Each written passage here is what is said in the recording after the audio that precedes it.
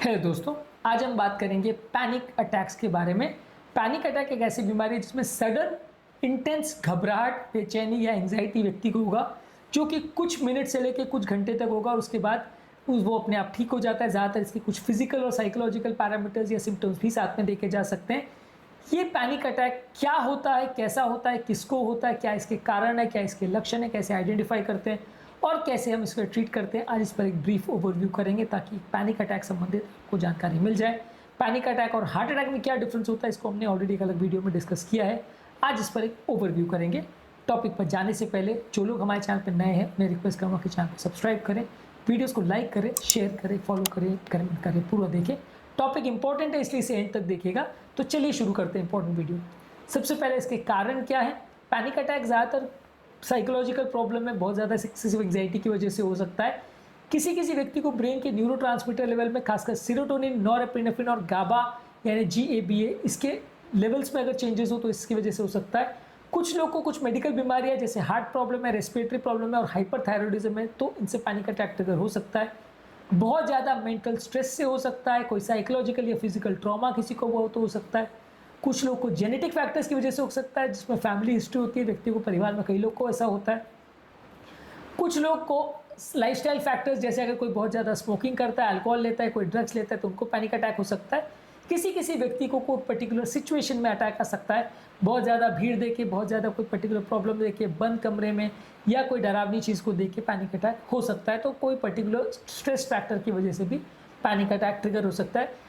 लक्षण में इसमें ज़्यादातर फिजिकल सिम्टम्स में धड़कन का बढ़ जाना, बहुत ज़्यादा पसीना आना, शरीर का कांपना, बहुत तेज सांस फूलना, छाती में दर्द होना, उल्टी जैसा लगना, चक्कर आना, बहुत ज़्यादा चेहरे का लाल हो जाना या बहुत ज़्यादा ठंड लगना, या इसके अलावा हाथ पाँव में झुंझुनी होना, सडन घबराहट के साथ ये फिजिकल साइन सिम्टम्स देखने को मिल रहे हैं तो वो पैनिक अटैक का साइन हो सकता है। साथ में साइकोलॉजिकल सिम्टम्स में बहुत ज़्यादा डर होना, जान चली जाएगी ऐसा एहसास होना, जिसे fear of sense of impending Doom बोलते हैं, या इसके अलावा सेंस ऑफ लूजिंग कंट्रोल यानी आपका सब चीज़ पे कंट्रोल छूट रहा है और आप पागल हो जाओगे ऐसा एहसास हो रहा है, या अगर आप कोई भी चीज़ से या आप अपने आप से और आसपास की चीज़ों से अगर डिटैच हो जाते हो, जिसे डी रियलाइजेशन या डीपर्सनलाइजेशन बोलते हैं, यदि इस तरह के कोई लक्षण मिल रहे हैं तो वो पैनिक अटैक का चिन्ह हो सकता है। इसको डायग्नोज कैसे करते हैं। सबसे पहले आपको पेशेंट की एक डिटेल हिस्ट्री लेने की ज़रूरत है और फिजिकल एग्जामिनेशन करने की ज़रूरत है कि कोई और प्रॉब्लम तो नहीं है साथ में।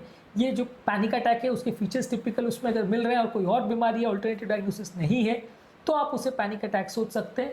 इसमें एक DSM-5 क्राइटेरिया यूज होता है जिसे diagnostic and statistical manual of mental disorders 5th edition यानी DSM-5 बोलते हैं। ये एक इंटरनेशनल गाइडलाइंस है जिसमें पैनिक अटैक के क्राइटेरिया दिए हुए हैं। हर साइकोलॉजिकल बीमारी के क्राइटेरिया इसमें दिए होते हैं, उसमें जो क्राइटेरिया अगर फिट हो जाए तो आप उसे मान सकते हो पैनिक अटैक में, नहीं तो आपको दूसरा डायग्नोसिस सोचना पड़ता है। ज़्यादातर इस तरह के पेशेंट को साइकेट्रिक डॉक्टर के पास जब आप लेके जाते हैं तो उससे वो इंटरव्यू करता है, उसके सिम्टम्स को जानता है, समझता है और बाकी पॉसिबिलिटीज़ के बारे में विचार करता है। और फिर अगर कोई और पॉसिबिलिटी नहीं मिलती है और सिम्टम्स अगर पैनिक अटैक में फिट हो रहे हैं तो आप उसको पैनिक अटैक कैटेगराइज कर सकते हो। फिर चालू होता है ट्रीटमेंट। ट्रीटमेंट ज़्यादातर साइकोलॉजिस्ट या साइकेट्रिस्ट लोग करते हैं। इसमें कॉग्निटिव बिहेवियर थेरेपी करते हैं जिसमें पेशेंट के ओवरऑल बिहेवियर पैटर्न है, उसके ओवरऑल जनरलाइज पैटर्न्स को समझते हैं और उसके बेसिस पे उसकी कॉग्निटिव रीस्ट्रक्चरिंग करते हैं और उसको एक्सपोजर थेरेपी देते हैं। अलग अलग चीज़ों से उसको एक्सपोज करते हैं और फिर धीरे धीरे करके उसके बिहेवियर को मॉडिफाई करने का प्रयास करते हैं ताकि वो बहुत ज़्यादा ना घबराए। इसके अलावा कुछ माइंडफुलनेस बेस्ड थेरेपीज़ है जिसमें लोगों का एंग्जाइटी और स्ट्रेस को कम किया जाता है, उसके स्ट्रेस हार्मोन को कंट्रोल कराया जाता है। मेडिटेशन वगैरह करवा सकते हैं, योगा, प्राणायाम, डीप ब्रीदिंग एक्सरसाइज, ये सारी चीज़ें करके भी आप लोगों के स्ट्रेस हार्मोन्स को कम कर सकते हैं। इसके अलावा पेशेंट को लगभग 7 से 9 घंटे की नींद भी आवश्यक है। अच्छी नींद लेने से भी स्ट्रेस हार्मोन्स कम होते हैं, इससे भी आपको सिग्निफिकेंट फ़ायदा मिलेगा।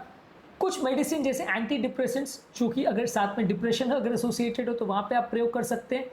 इसके अलावा अगर किसी को बहुत ज़्यादा एंग्जाइटी या पैनिक है तो वहाँ पे बेंजोडाइजिपिन जैसे क्लोनाजिपैम, अल्प्राजोलम या एटिजोलाम, इस तरह की मेडिसिन का प्रयोग किया जाता है। इसके अलावा आप पेशेंट को ओवरऑल बिहेवियल पैटर्न सिखाते हैं, उनको डेली एक्सरसाइज करने को बोलते हैं।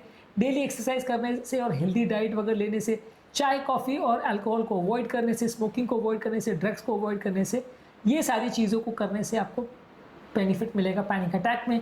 इसके अलावा आपको हेल्दी डाइट जिसमें ताज़ा फल, सब्जी, लो फैट डेयरी प्रोडक्ट्स और होल ग्रेन्स और लेग्यूम्स वाले चीज़ें, ये सारी चीज़ें लेनी है, हेल्दी फैट्स लेने और प्रोसेस फूड्स, नमक और शुगर वाली चीज़ों को अवॉइड करना है। तो ओवरऑल एक हेल्दी डाइट लेने से भी आपको फ़ायदा मिलेगा। बेसिकली पैनिक अटैक एक ऐसा अटैक है जिसमें सडन या सिवियर घबराहट होती है व्यक्ति को, साथ में कुछ फिजिकल सिम्टम्स भी देखने को मिलते हैं। अलग अलग तरह के फैक्टर्स की वजह से और ब्रेन के कुछ न्यूरोट्रांसमीटर इम्बैलेंस की वजह से ज़्यादातर ये होता है। स्ट्रेस की वजह से, लाइफस्टाइल की वजह से या कुछ ट्रॉमा की वजह से इसको ट्रिगर कई बार मिलता है। ये बीमारी ट्रीटेबल है यदि सही समय पर साइकियाट्रिस्ट द्वारा आप इसको दवाई की ट्रीटमेंट करवाते हो तो ज़्यादातर पेशेंट्स की लाइफ को नॉर्मल कर सकते हो। एक तरह से आप इसको बहुत एक्सेसिव एंग्जाइटी मान सकते हो या सडन सिवियर एंग्जाइटी अगर किसी को हो जाए तो उसे आप पैनिक अटैक की कैटेगरी में रख सकते हो। आज के टॉपिक में हमने बात करी पैनिक अटैक के बारे में। इसके अलावा अलग अलग तरह के फोबिया, एंग्जाइटी और डिप्रेशन पर हमने अलग अलग वीडियोस किए हैं। ये सारे वीडियोस हमारे चैनल पर अवेलेबल है, आप इन्हें चेकआउट कर सकते हैं।